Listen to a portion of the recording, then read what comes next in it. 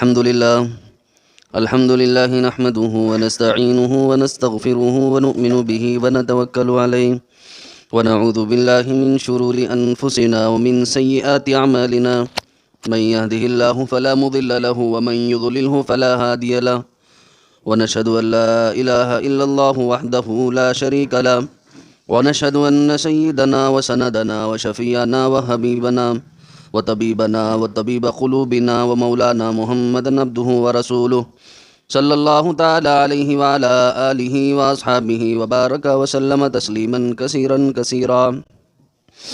أما بعد فأعوذ بالله من الشيطان الرجيم. بسم الله الرحمن الرحيم. لقد من الله على المؤمنين إذ بعث فيهم رسولا من أنفسهم يتلو عليهم آياته ويزكيهم ويعلمهم الكتاب والحكمة وإن كانوا من قبل لفي ضلال مبين. صدق الله العظيم. قال النبي صلى الله عليه وسلم بعثت لأتمم مكارم الأخلاق أو كما قال عليه الصلاة والسلام. انتہائی قابل قدر معزز حفاظ علماء کرام، محترم بزرگوں، عزیز دوستوں، نوجوان ساتھیوں، پردہ نشین اسلامی خواتین، السلام علیکم ورحمۃ اللہ وبرکاتہ.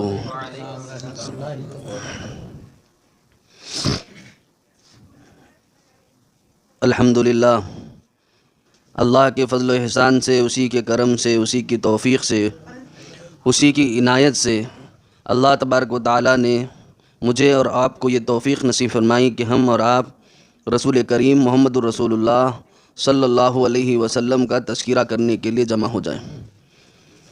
حضور کا تذکرہ کرنا سب عبادتوں میں ایک عبادت ہے، بلکہ اگر یوں کہا جائے تو بری بات نہیں کہ ایک بہترین عبادت ہے. نام نامی اسم گرامی ایک ایسا ذکر کریم ہے محمد الرسول اللہ صلی اللہ تعالیٰ علیہ وسلم کا کہ حضرت آدم علیہ السلام کے متعلق تفسیروں میں روایت ملتی ہے. تفسیر ابن کثیر میں روایت موجود ہے کہ حضرت آدم علیہ السلام 40 سال تک اپنی کوتاہی پر ندامت کرتے ہوئے اللہ کے حضور میں توبہ طائب ہوتے رہے، استغفار کرتے رہے، دعائیں کرتے رہے، آنسوؤں کی جھڑی لگا دی. 40 سال کے بعد انہیں عرش معلیٰ کا خیال آیا.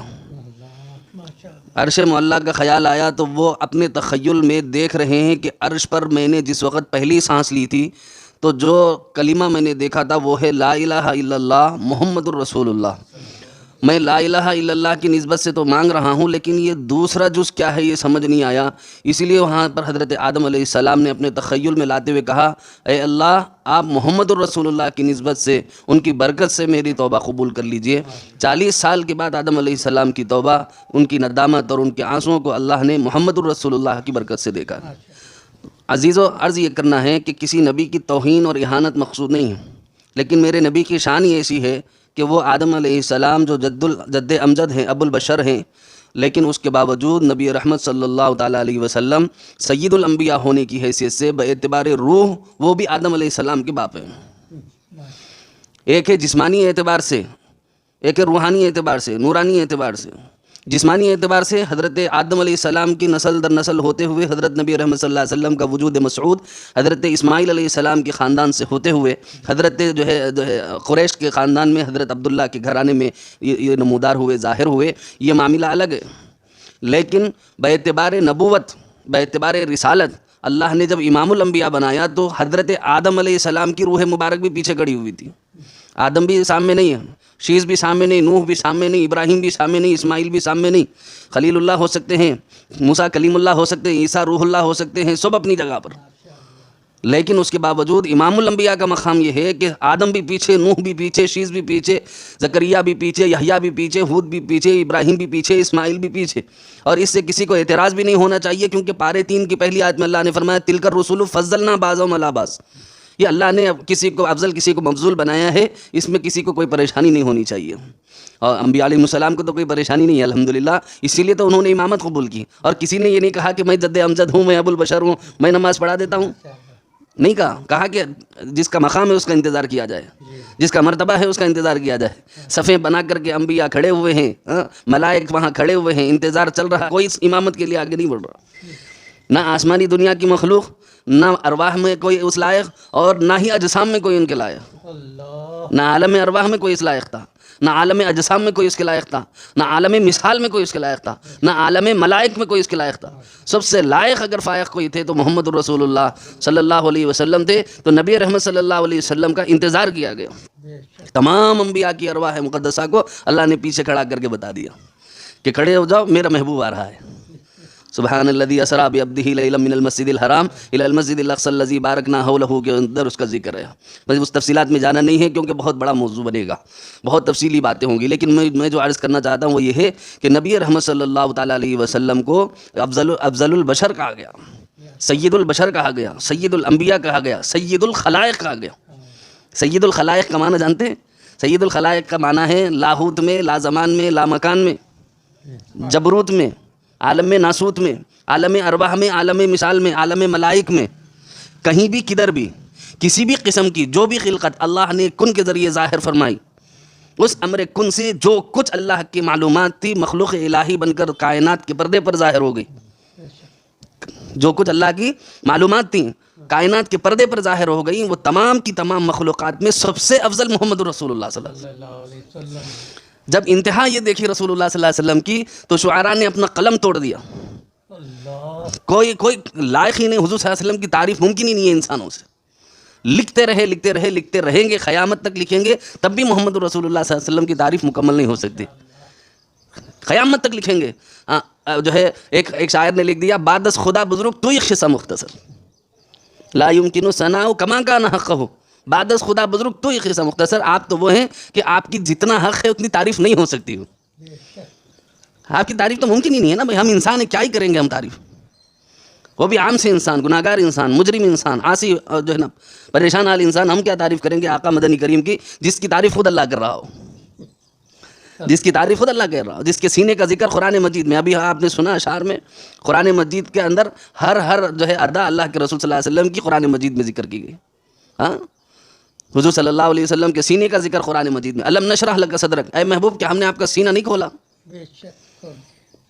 الم نشرح لک صدرک، اے محبوب کیا ہم نے آپ کا سینہ نہیں کھولا؟ سبحان اللہ، حضور کے سینے کا ذکر قرآن مجید میں موجود ہے، حضور کے آنکھوں کا ذکر، حضور کے ہونٹوں کا ذکر، حضور کی زبان کا ذکر، ولسانا وشفتین وہدیناہ النجدین۔ حضور جس شہر میں ہیں اس شہر کا ذکر، لا اقسم بہذا البلد وانت حل بہذا البلد، اے محبوب آپ جس شہر میں ہیں اس شہر کی قسم اٹھا کے کہتا ہوں۔ والعصر، اللہ نے حضور کے زمانے کی قسم اٹھائی، اس زمانے کی قسم جس زمانے میں میرا محبوب آ گیا ہے۔ سبحان اللہ، کیا اللہ تعالیٰ کی، اللہ کے رسول صلی اللہ علیہ وسلم کی شان بڑی عجیب نرالی قسم کی ہے کہ اللہ تعریفیں کر رہا ہے۔ کسی نے حضرت امی جان عائشہ رضی اللہ عنہا سے پوچھ لیا کہ حضور کے اخلاق تو سنا دیں تاکہ ہمیں نصیحت مل جائے۔ حضرت امی جان عائشہ رضی اللہ عنہا نے فرمایا کیا ہو گیا ہے تمہیں، تم گھر میں قرآن نہیں پڑھتے؟ کیا ہو گیا تمہیں، گھر میں قرآن نہیں پڑھتے؟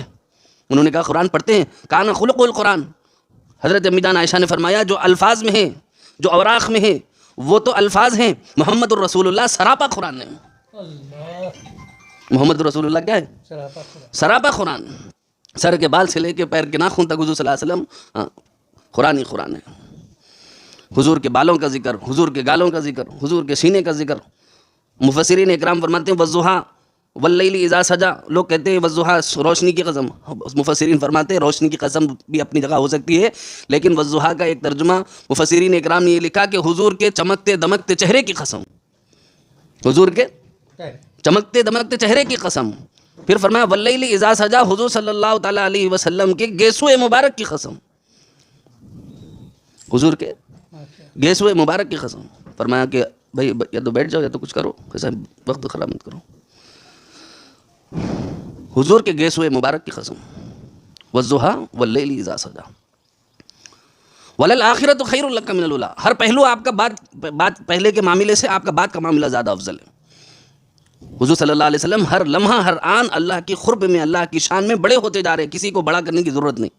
کوئی ایک آدمی جو ہے، کسی نے جو ہے نبی رحمت صلی اللہ علیہ وسلم کی شان میں گستاخی کرنے کی کوشش کی پرسوں حال میں، میں یہ کہتا ہوں کہ ویسے دلندروں کا نام لے کے ان کو پرموشن کہیں کو دے رہے ہیں، وہ نالائق اس لائق بھی نہیں ہے کہ ان کا نام لیا جائے۔ وہ جو نالائق کا بچہ جو ہے نا کسی تذکرے کے بھی لائق نہیں تھا۔ حضور کا نام لے کے اچھلنا اور لوگوں میں اپنے نام کا ہوا بٹھانے کا ایک مزاج لوگوں نے یہ بنایا ہوا ہے کہ حضور کو بھوکو، خود بخود آپ کی قوم آپ کو پروموٹ کرے گی۔